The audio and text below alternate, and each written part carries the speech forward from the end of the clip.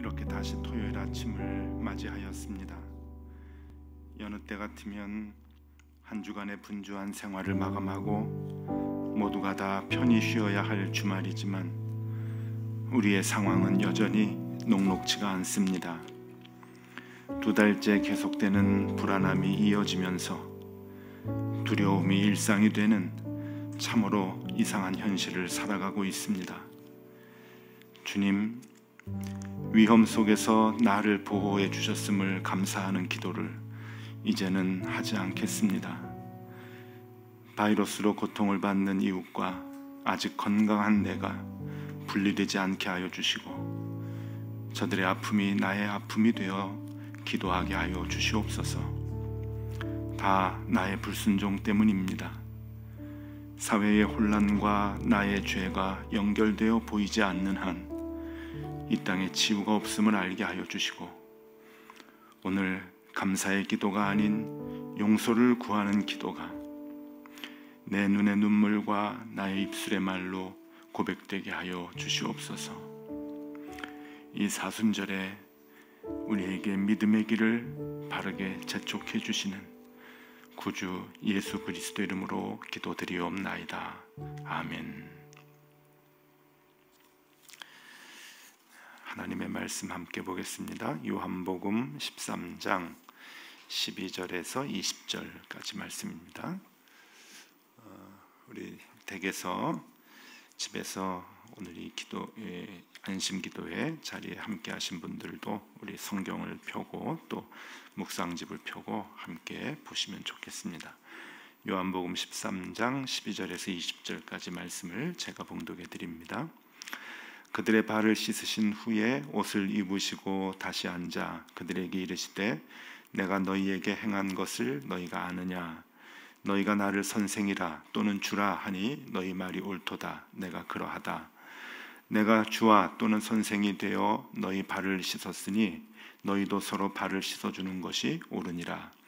내가 너희에게 행한 것 같이 너희도 행하게 하려 하여 본을 보였노라.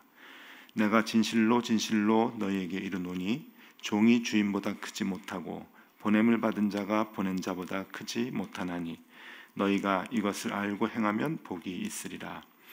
내가 너희 모두를 가리켜 말하는 것이 아니니라. 나는 내가 택한 자들이 누구인지 알미라. 그러나 내 떡을 먹는 자가 내게 발꿈치를 들었다 한 성경을 응하게 하려는 것이니라. 지금부터 일이 일어나기 전에 미리 너희에게 일러둠은 일이 일어날 때에 내가 그인 줄 너희가 믿게 하려 함이로라. 내가 진실로 진실로 너희에게 이르노니 내가 보낸 자를 영접하는 자는 나를 영접하는 것이요 나를 영접하는 자는 나를 보내신 이를 영접하는 것이니라. 아멘.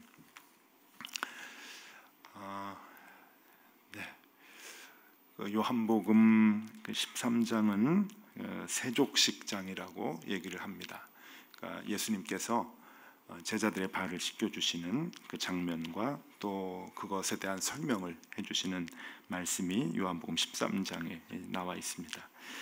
세족식에 대해서는 지난번 그 주일 예배 때 설교를 통해서 우리가 함께 그 뜻을 나눈 바가 있죠.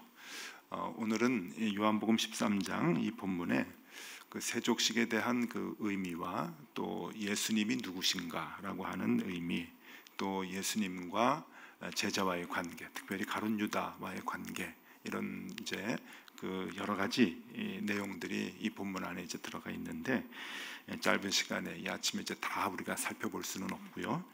오늘은 그 가룟 유다와의 관계, 그러니까 제자와의 관계를 우리 중점적으로 조금 깊이 조금 들여다보도록 하겠습니다. 오늘 이 말씀을 이렇게 보면은요, 예수님께서 제자들의 발을 다 씻어주고 난 다음에 그리고 그 이야기들을 이제 그 하면서 그 반복되는 그 이제 그 단어가 나옵니다. 발이라고 하는 단어가 나오죠. 그 발을 씻어주고 또 이렇게 세족식을 이렇게 쭉 한 다음에 발꿈치라고 하는 단어도 이제 나오고 있습니다.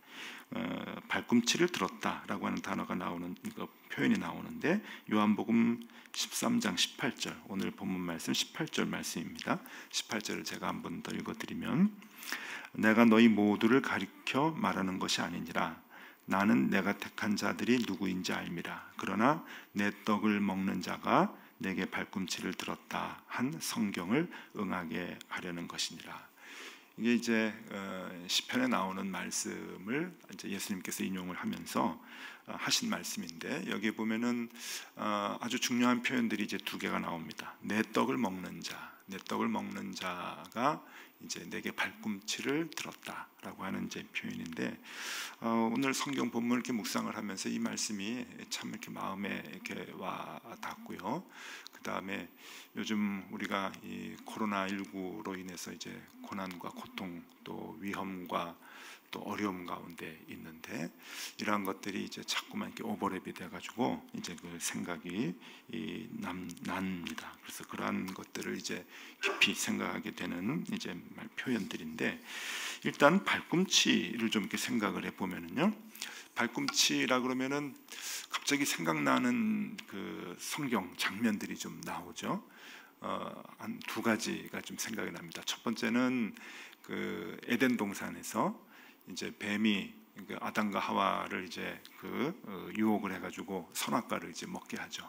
그리고 선악과를 먹게 한 그 죄로 인해서 하나님이 이제 뱀을 저주하고 책망을 합니다. 그때 발꿈치라고 하는 이제 그 표현을 합니다. 창세기 3장에 나오는데, 창세기 3장 15절 말씀입니다. 제가 읽어드릴게요. 내가 너로 여자와 원수가 되게 하고, 그러니까 뱀에게 얘기하는 거예요. 여자와 원수, 여자의 자손이라는 표현이 나오는데 이제 예수 그리스도를 얘기하시는 거죠. 내가 너로 여자와 원수가 되게 하고 내 후손도 여자의 후손과 원수가 되게 하리니, 여자의 후손은, 즉 예수님은 말씀하시죠. 여자의 후손은 내 머리를 상하게 할 것이요, 뱀 사탄의 머리를 상하게 할 것이고 너는 그의 발꿈치를 상하게 할 것이라. 이제 그 발꿈치, 이제 다 죽게 하지 못하고 그냥 조금 상하게 한다라고 하는 그런 의미의 말씀이죠. 발꿈치를 상하게 할 것이다 라고 하는 이제 그 하나님의 그 책망과 예언과 저주의 말씀을 이제 뱀이 듣게 됩니다. 또 발꿈치 하면은 뭐가 생각이 나죠? 한 장면이 또 생각이 납니다. 그건 이제 그 에서와 야곱, 그 쌍둥이의 그 탄생의 장면에서 이제 그 발꿈치를 잡고 나오는 장면이 생각이 나죠. 창세기 25장 26절의 말씀입니다. 후에 나온 아우는, 야곱입니다. 후에 나온 아우는 손으로 에서의 발꿈치를 잡았으므로, 그러니까 쌍둥이가 엄마 태에서 이제 나올 때 형이 먼저 나가는 걸 이제 붙잡는 거예요. 발꿈치를 잡았으므로 그 이름을 야곱이라 하였으며 리브가가 그들을 낳을 때에 이삭이 60세였더라. 26절의 이제 말씀인데, 이제 발꿈치를 잡았다. 그래서 발꿈치 잡았다고 하는 그 뜻의 이제 이름으로 이제 야곱이라고 하는 이름이 붙여졌다. 라고 이제 말씀을 하는데, 여기서 이제 발꿈치를 잡았다. 그래서 그 이스라엘 사람들의 언어의 이제 이제 표현이, 그러니까 관용어가 이제 생기죠. 발꿈치를 잡았다라고 하는 것은 걸림돌이 된다, 방해를 한다라고 하는 이제 그런 이제 의미입니다. 그러니까 사탄이 예수님을 이제 걸림돌이 되고 방해를 놓았지만 예수님을 죽이지는 못했다라고 하는 그런 그 의미고, 야곱도 에서의 이제 그 방해를 하는 거예요. 걸림돌이 되는 거예요. 발꿈치를 잡고 이제 이렇게 태어날 때부터 힘들게 했죠.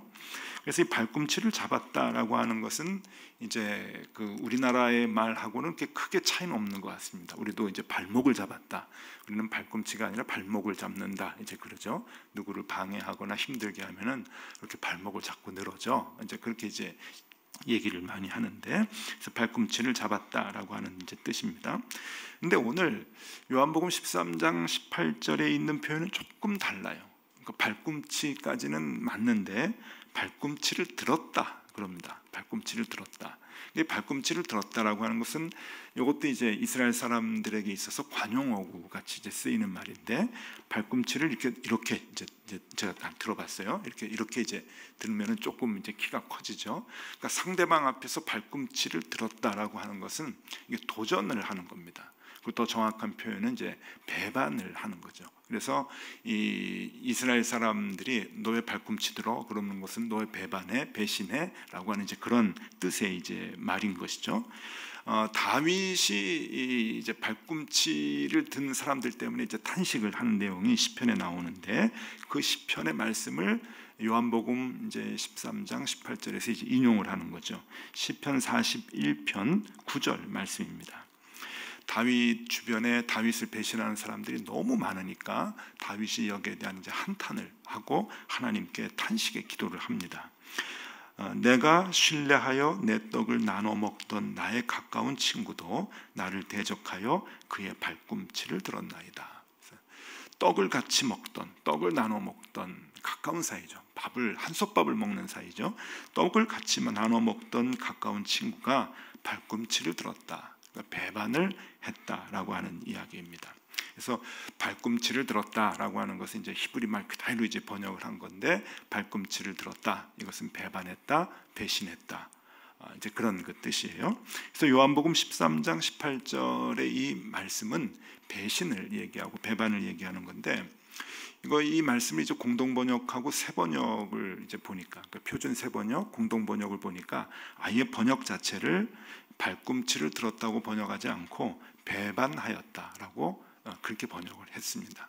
그러니까 이제 그 배반, 예수님을 배반하는 이 제자의 모습을 이제 얘기를 하는 거죠.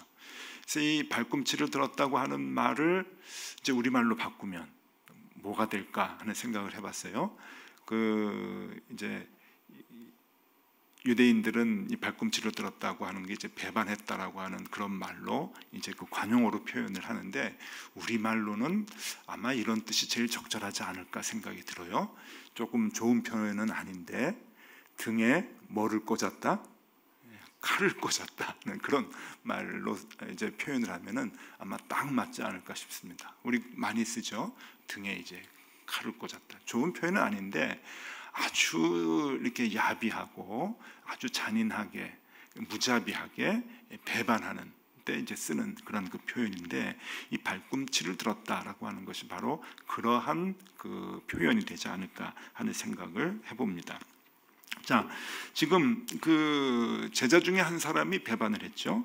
이제 누구인지 다 알아요. 이제 가룟 유다가 이제 배반을 했는데, 그 가룟 유다의 배반을 얘기하면서 예수님께서는 발꿈치를 들었다. 한솥밥을 먹는, 그러니까 같이 떡을 떼던 자가 이제 발꿈치를 들었다. 우리 표현으로 바꿔볼게요. 한솥밥을 먹던 가까운 가족이 등에 칼을 꽂아, 이제 그런 얘기거든요.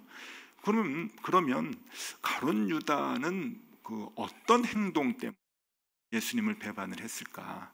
우리는 그냥 이렇게 생각을 해요. 예수님을 팔았다 라고 생각을 하는데, 그런 것은 아닌 것 같아요.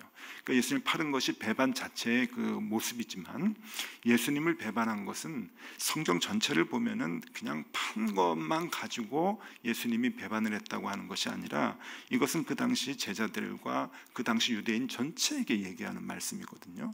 그러니까 배반의 모습이 본질적인 게 다른 것이 있다는 거예요.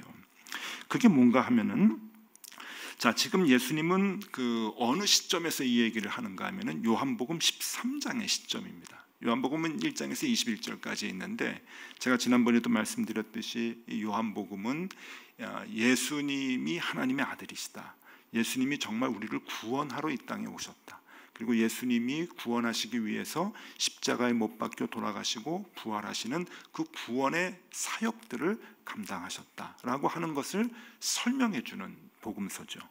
그렇기 때문에 예수님이 십자가를 지시고 예수님이 고난당하시고 죽으시고 부활하신다고 하는 그 내용이 전반적인 전체 내용입니다. 그래서 예수님이 벌써 고난을 당하시는, 그러니까 최후의 만찬의 모습이 한 중간에 와 있는 거예요. 다른 복음서는 이 최후의 만찬과 십자가를 지시는 것이 맨 뒷부분에 가 있거든요. 그냥 왜냐하면 예수님이 일생을 쭉 가르침을 그냥 나열하면서 설명한 거기 때문에, 마태복음 같으면 28장에서 이제 있으면은 26장, 27장, 28장이 죽음과 부활에 대한 얘기가 나오는 반면에, 이 요한복음은 중간부터 이제 나오는 거죠. 왜냐하면 할 말이 많기 때문에 그런 거예요. 그래서 요한복음 13장은 벌써 예수님께서 돌아가시기 전날 최후의 만찬을 하는 그 장면이고, 바로 앞장인 요한복음 12장은 예수님의 장례를 준비하는 이야기들이 나옵니다. 마리아가 향유를 예수님의 발에 붓고 예수님의 장례를 준비하는 내용, 그리고 예수님께서 내가 이제 죽을 것이다 라고 하는 그러한 그 예언을 12장에서 해주고 있어요. 12장에서 중요하게 다루고 있죠. 그러고 나서 13장에서 최후의 만찬 때 예수님이 제자들의 발을 닦아주고, 그리고 한 식탁에서 밥을 먹던 이 가룟 유다를 가르쳐서 네가 발꿈치를 들 것이다 라고 하는 이야기를 이제 해주고 있는 거예요. 자, 그러면은 제자들은 무엇을 배반을 했을까? 그 당시 유대인들은 무엇을 배반했을까라고 하는 것을 예수님께서 이제 얘기해 주시는데, 이 오늘 이 그 본문 가운데서 우리가 눈여겨 이제 봐야 할 부분입니다. 예수님은 이 땅에 뭐로 오셨는가 하면은 종으로 오셨습니다. 예수님이 이 땅에 종으로 오셨고, 종으로 오신 것을 보여주기 위해서, 예수님이 종으로 오신 것을 시청각 교육으로 보여주기 위해서 제자들의 발을 닦으셨죠. 왜냐하면은 제자들에게 발을 닦는 것은 종이 주인을 발을 닦아주기 때문에 그래요. 그래서 이 최후의 만찬에 예수님께서 제자들의 발을 닦았다라고 하는 것은 굉장히 중요한 상징적인 의미가 있는 거죠. 내가 이 땅을 왜 왔는가? 내가 왜 죽는가? 내가 어떻게 이 땅의 모든 사람들에게 구원을 주게 되는가 하는 그 방법을 시청각 교육으로 보여주시는 아주 집약적인 행동이라고 하는 거죠. 그래서 발을 닦아주시는 거예요. 나는 종으로 왔다. 나는 섬기러 왔다. 나는 희생하러 왔다. 나는 낮아지기 위해서 왔다 라고 하는 것을 보여주시는 거죠. 그래서 예수님의 탄생, 베들레헴에서의 탄생과, 그리고 예수님의 나사렛에서의 삶과, 그리고 예수님이 나귀 타고 예루살렘에 입성하신 것과, 그리고 발을 닦아주시는 모든 것들이 이 한 그 줄로 연결이 되는 거예요. 낮아지심과 종이 되심과 희생하심과, 그리고 죽으심으로 우리를 구원하시는 그 종의 모습을 가지고 보여주시는 것이죠. 그래서 예수님은 종의 모습을 가지고 이 땅에 오셨고, 종의 모습을 통해서 우리를 구원하셨고, 희생하고 죽음으로써 사람을 살린다고 하는 것을 우리에게 보여주셨는데, 그 방법을 따르지 아니하고 그 방법을 믿지 않는 것이 여러분 배반입니다. 그것이 배반이에요. 그냥 예수님을 일러서 팔아먹은 것이 배반이 아니고, 예수님이 종으로 오셨다라고 하는 그 사실 자체를 인정하지 않는 것. 남들에게 영향을 끼치려면 군림해야지, 높아져야지 라고 하는 그 마음과 그 생각을 고수하고 갖고 있는 것, 고집하는 것, 그것이 배반이라고 하는 거예요. 우리가 주님과 한솥밥을 먹었음에도 불구하고, 한 테이블에서 같이 떡을 떼는 그런 가까운 사이임에도 불구하고 주님은 낮아지고 죽으라고 하는데 우리는 자꾸 높아지고 힘을 가지려고 한다면, 여러분 그것은 주님의 등에 칼을 꽂는 거예요. 주님 앞에서 발꿈치를 올리는 거죠. 주님 우리에게 그렇게 가르쳐 주시지 않았거든요. 방법도 목적도 주님은 언제나 일관적이었어요. 종으로 오셨고, 낮아지셨고, 희생하셨고, 죽으셨죠. 그것으로 많은 사람을 살리시고, 많은 사람에게 생명을 주시고, 많은 사람에게 희생을 주셨어요. 근데 우리는 여전히 그것을 머리로는 생각을 하지만 가슴으로는 받아들이지 못해요. 말은 듣지만 참된 이해를 하지 못해요. 그래서 쫓아가지 못하는 거죠. 언제나 생각은 돈이고, 언제나 생각은 사람의 힘이고, 그것으로 영향력을 끼쳐야 된다고 생각을 한다면, 여러분 우리는 주님의 등에 칼을 꽂는 제자들이 되는 것이죠. 주님은 오늘 우리에게 얘기하십니다. 요한복음 12장 24절입니다. 바로 앞장에서 얘기하신 거예요. 내가 진실로 진실로 너에게 이르노니 한 알의 밀이 땅에 떨어져 죽지 아니하면 한 알 그대로 있고 죽으면 많은 열매를 맺느니라. 예수님이 죽음을 예견하면서, 죽음을 말씀하시면서 바로 이런 진리로, 이런 공식으로 내가 삶을 살았고 내가 또 죽어야 된다, 그래서 사람들을 살리는 것이다 라고 분명히 얘기를 하시는데 제자들은 알아듣지 못하는 거죠. 그것을 주님은 배반이라고 얘기를 합니다. 배반. 절반. 이런 생각을 해봐요. 지금 우리가 이제 사순절 보내고 있는데 우리 교회들이 자꾸만 그 힘으로 사회를 바꾸려고 합니다. 그러니까 주님은 희생하고 죽음으로 우리들을 바꿔주셨는데, 가르쳐 주셨는데, 교회는 자꾸만 그 길로 가질 않아요. 그러니까 교회가 자꾸만 주님의 등에 칼을 꽂는 것 같아요. 큰 교회, 화려한 교회를 만들어야 영향력을 끼친다고 생각을 합니다. 주님의 영향력은 낮아짐으로 완성이 되셨죠. 그러니까 우리는 반대의 길로 가고 있는 거예요. 우리는 믿음이 좋으면 성공한다고 얘기하고, 믿음이 좋으면 돈을 많이 번다고 얘기합니다. 주님은 믿음이 좋아지면 희생하라고 얘기해요. 죽으라고 얘기하죠. 그러니까 우리는 자꾸만 반대의 길로 가요. 여러분, 그게 주님 앞에서 발꿈치를 드는 거고 주님의 등에 칼을 꽂는 행위가 되는 겁니다. 요즘 자꾸 좀 그 안타까운 생각이 좀 드는데, 어떤 목사님들이, 또 많은 목사님들이 그래요. 지금 코로나19 때문에 이제 많이 고생들을 하는데, 이게 우한이라고 하는 중국의 도시에서 시작이 됐잖아요. 모르겠어요. 그 시작이 정말 됐는지 어떻게 됐는지는 모르겠지만 대부분 그렇게 생각을 하는데, 그것이 영적으로 해석을 한다고 중국이 우한에 있는 교회들을 핍박을 하고 중국에 있는 교회들을 핍박을 해서 하나님이 진노하시고 지금 전염병을 주셔가지고 심판하시는 거다, 그렇게 이제 자꾸만 해석을 해요. 근데 여러분, 이런 생각을 해봐요. 그러면은 한국 사람들이 고통받는 건 왜 그럴까? 중국이 중국에 있는 교회를 핍박하는데 왜 한국 사람들이 희생을 당해요? 왜 이탈리아 사람들이 희생을 당하고 왜 스페인 사람과 미국 사람들이 죽어야 되는가? 그건 도무지 맞질 않아요. 잘 연결이 안 돼요. 만약에 그 말이 100번 맞다고 한다면, 같은 논리로 그러면 한국은 왜 이런 아픔이 우리에게 있을까 하는 생각을 할 수 있어야 돼요. 저는 그 말이 맞다고 한다면, 교회 때문에 영적으로 하나님께서 그렇게 우한을 핍박을 하고 중국 사람들을 힘들게 했다고 한다면 한국의 고난은 한국의 교회들 때문이라고 생각을 해요. 한국의 교회들. 한국의 교회가 그동안 얼마나 많이 돈을 의지하고 얼마나 많이 사람의 힘을 의지하고 세상의 힘을 의지해 왔는지,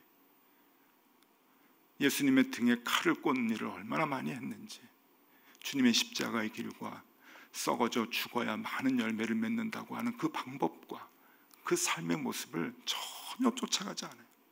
한솥밥을 먹으면서도, 같은 테이블에서 떡을 떼면서도 우리는 그 길을 가지 않아요. 오히려 무시했죠.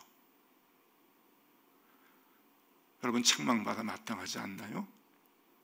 고통을 받아 마땅하지 않나요? 심판을 받아 마땅하지 않을까요? 무서운 말씀입니다. 가룟 유다는 바로 우리들이죠. 미련한 제자들은 다른 사람이 아니라 바로 우리들이죠. 우리가 사순절 보내고 있는데, 여러분, 주님께서 호소하시듯이 이 시대에 우리에게 말씀하시는 것 같습니다. 한 알의 밀이 땅에 떨어져 죽지 아니하면 한 알 그대로 있고 죽으면 많은 열매를 맺느니라. 한 알의 밀이 죽을 때 거기서 생명을 준다는 거예요. 우리가 그 주님을 쫓아가야 되는 것이고, 그 십자가의 길을 제자된 우리들이 함께 걸어가야 하겠죠. 언제까지 발꿈치를 들고 언제까지 주님의 등에 칼을 꽂겠습니까? 오늘 우리 가정에서 피곤함을 이제 이기고 또 잠자리에서 일어나셔서 우리 이 안심기도에 참여하시는 분들에게 상쾌하고 참 희망된 좋은 말씀을 전해드려야 되는데, 칙칙한 얘기를 전해드려서 너무 죄송합니다. 그러나 여러분, 여기에 생명이 있습니다. 우리가 다시 한번 우리가 세상을 의지하려고 하고 힘을 의지하려고 했던 그러한 그 마음들을 돌이켜서 교회든 교인이든 주님의 길을 다시 쫓아가려고 하는 그 마음을 우리가 가지면 좋겠습니다. 그럴 때 우리 주변의 많은 사람들이 살아난다고 하는 것을 우리 생각하시고, 이 코로나로 인한 고난과 고통의 회복도 그 방법이 여기에 있음을 우리가 영적으로 자각을 하고 하나님 앞에 바로 서는 저와 여러분들이 되면 좋겠습니다. 배반하지 마시고 우리는 끝까지 주님을 붙들고 주님의 가르침대로 살면 좋겠습니다. 자, 우리 찬송하고 기도하겠는데요. 나 무엇과도 주님을 바꾸지 않으리. 오늘 이 말씀을 생각하면서 고백과 같은 찬양 함께 하겠습니다.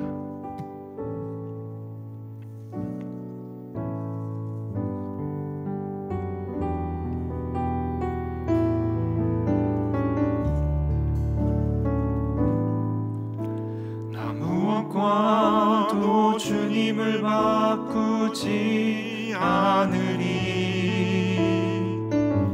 다른 어떤 은혜 구하지 않으리.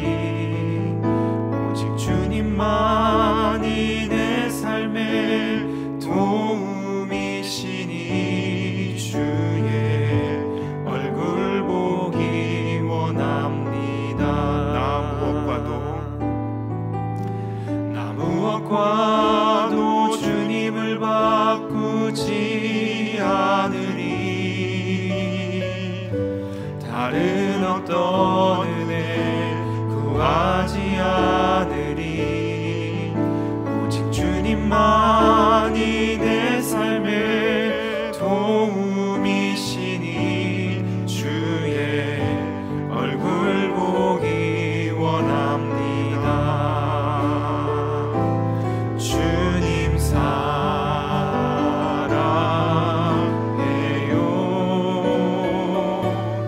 온 마음과 정성 다해 하나님의 신실한 친구 되기 원합니다. 주님 사랑해요. 주님 사랑해요.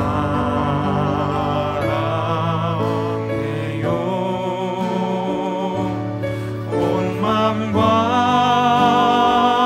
정성 다해 하나님의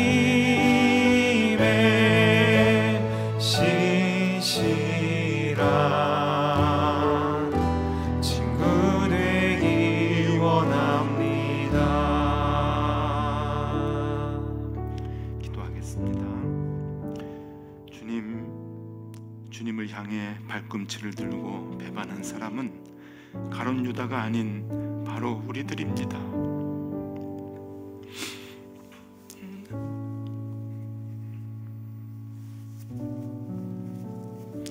주님께서는 종의 모습으로 이 땅에 오셔서 사람들에게 생명을 주셨지만 우리들은 더 높은 자리에 올라야 사람을 살릴 수 있다고 여겼습니다. 주님은 종의 모습으로 오셔서 사람들에게 소망을 주셨지만 우리는 더 높아지려는 욕망만을 갖고 있습니다. 주님은 한 알의 밀알이 썩어져 많은 열매를 맺도록 하셨지만 우리는 끝까지 죽지 않아야 많은 성과를 이룬다고 생각하고, 주님은 십자가를 지셔야 승리한다고 가르치셨지만 우리는 여전히 화려한 길을 걸어야 남들이 무시하지 않는다는 생각을 아직도 버리지 못하고 있습니다. 주님, 끝까지 배반의 일관성을 갖고 주님과 다른 길로만 가는 우리를 용서하여 주시옵소서. 여전히 세상의 프레임에 마음이 고정이 되어 힘을 의지하고 돈을 의지하며 살았던 우리를 용서하여 주시옵소서. 앞으로는 주님의 제자라 하면서도 떡을 함께 먹었음에도 불구하고 십자가의 길조차도 이해하지 못하는, 아니 이해하려 들지 않는 우리를 주님 용서하여 주시옵소서.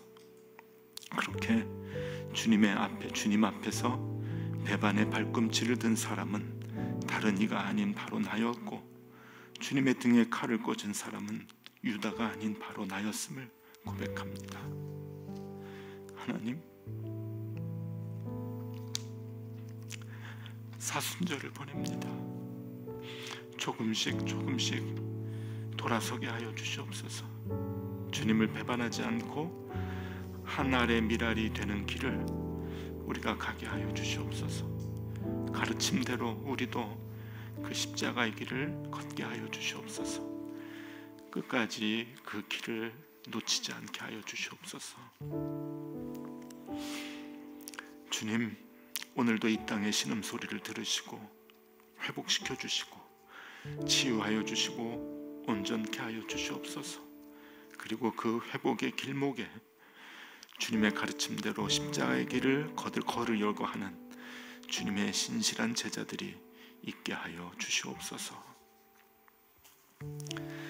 지금은 우리 구주 예수 그리스도의 은혜와 하나님 아버지의 사랑과 성령님의 인도하심이 사순절을 지내며 주님의 길 더욱더 굳게 가려고 그렇게 살기로 다짐하는 주님의 모든 자녀들 머리 위에 이제로부터 영원까지 함께 하시기를 간절히 축원하옵나이다.